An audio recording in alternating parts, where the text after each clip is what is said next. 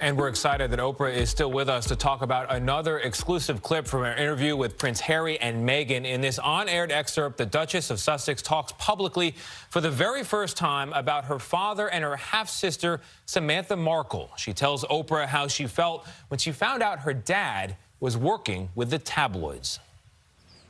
There was such an obsession about anything in my world, including tracking down my parents, and I did everything I could to protect both of them in that media frenzy. But for over a year, the UK tabloids were trying to find my dad, offering people so much money to try to find his address.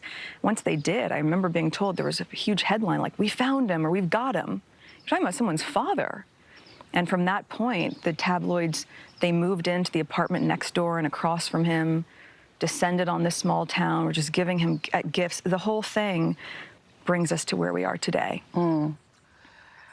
Did it feel like betrayal when you found out your father was working with the tabloids? I'm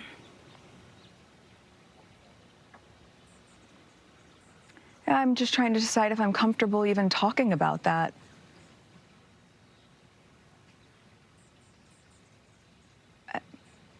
It was, if we're going to use the word betrayal, it's because when I asked him, when we were told by the comms team this is a story that was going to be coming out, which, by the way, the tabloids had apparently known for a month or so and decided to hold until the Sunday before our wedding because they wanted to create drama, which is also a really key point in all this. They don't report the news, they create the news.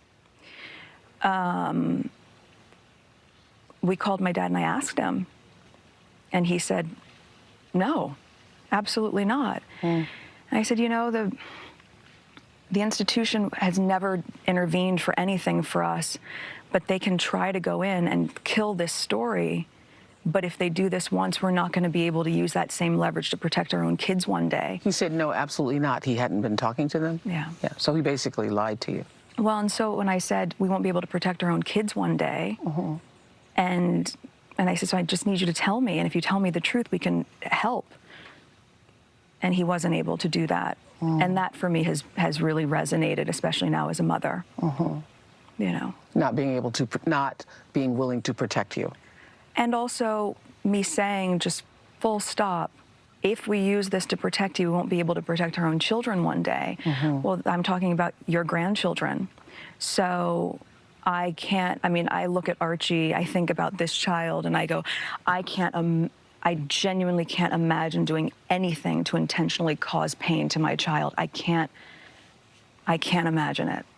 So it's hard for me to reconcile that. So your father being hunted down, it seemed like you were saying in some ways that they did this to him. So I want you to be able to clarify this, that the tabloids, the media did this to him, they hunted him, but he has a responsibility in it too. Everyone has accountability. Look, they've hunted my mom down.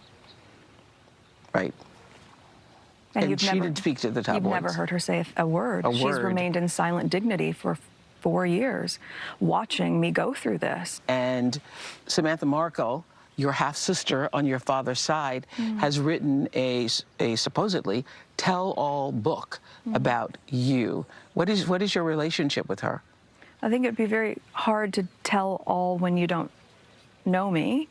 And I mean, this is a very different situation than my dad, right? When you talk about betrayal, betrayal comes from someone that you have a relationship with, right? I don't feel comfortable talking about people that I really don't know. But I grew up as an only child, which everyone who grew up around me knows. And I wished I had siblings. I would have loved to have had siblings. That's why I'm so excited to be pregnant, so that Archie has someone. It was really interesting I mean, the last time I saw her must have been at least 18, 19 years ago. And before that, 10 years before that. So you all weren't close? You didn't grow up together? No. She doesn't really know you? No, she changed her last name back to Markle I think she was in her early 50s at that time, only when I started dating Harry. So I think that says enough. The name change does say a lot. Oprah is still with us. Oprah, the other thing that leapt out to me was the way Meghan described how her mother had been bearing up under all this scrutiny with, quote, silent dignity. And then you contrast that with her father. Is she open at this point to having a relationship with her father? I know he's never met Archie. Or Harry. I know, Or Harry. or Harry. Right. I didn't pursue that conversation with them. From what I gather, her relationship with her father is similar to what's happening with Prince Harry and Prince William now, that there's distance there, and maybe with time things will get better. But for now, no. One of the most striking things to me, Oprah, in this conversation was actually about Harry's relationship with his father, because both Meghan and Harry were very respectful towards the Queen. Harry kind of stayed away from his relationship with his brother, but acknowledged that there was space. But he was very specific in saying he was hurt and disappointed by his father. Were you surprised by that? I was surprised that he was open, vulnerable, because we could feel his pain when he was speaking about his father. And the moment where he says that 72 members of Parliament stood up and nobody in his family did, and that hurts. I could feel that he really deeply meant that. When I asked him, as we just heard in this interview, what would it mean to you if someone apologized? You can feel his sadness. And I think that what he said in the interview last night about continuing to work on mending that relationship is what he intends to do. But it is very sad.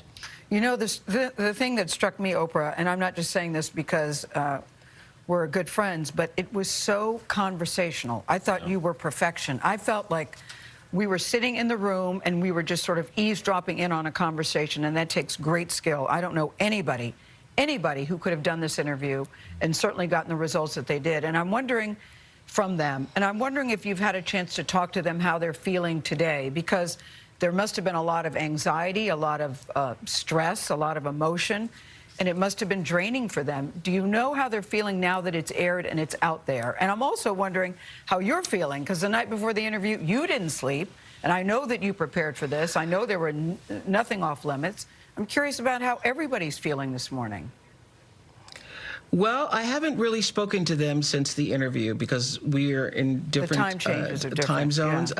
yeah. I got a text from Meghan yesterday saying, "How's it going?" Yeah, what are people saying? Yes. Yeah. How's it going? Because she was putting Archie to bed, waiting on the West Coast feed, and had no idea what was happening on the East Coast. And I said, I don't either. From what I can tell, it's going well. I know it's airing. So I will probably have a conversation with them later on today. I'm just pleased that we were able to maintain the integrity of the interview from a 3-hour and 20-minute cut down.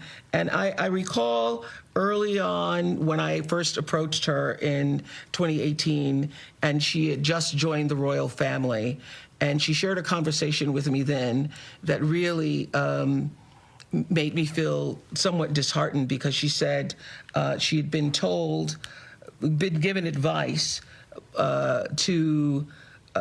that it would be best if she could be 50% less than she was. Wow. That was the quote. If she could be 50% less. And I remember hearing that in 2018 and said specifically to her, I don't know how you're going to survive being half of yourself. Wow, I think it's the fact that she... Yeah. I think it's important to say... Isn't it something? I'm still stunned by that. I don't know how you ask anybody to do that. That they were not paid for the interview, and the interview was not at my house. There's something going on about it's at Gail's California mansion. I was wondering I hadn't been invited. Will called me and said, I didn't know you had a California mansion, Mom. And Tony asked, where was it filmed? He goes, looks like it was filmed in heaven. That's it. All Where right. was it filmed, Oprah? Where was it? What can you tell us about where it was filmed? It was filmed at a friend's house. I'm not going to disclose the friend because I don't want people now trying to find the friend and the friend's house. Okay. But I have friends. Okay. Yes, you do. You have a lot of friends. Oprah, we got to go. Good job. Thank you so much. We appreciate it. Well We'll be done. right back. You're watching CBS This Morning.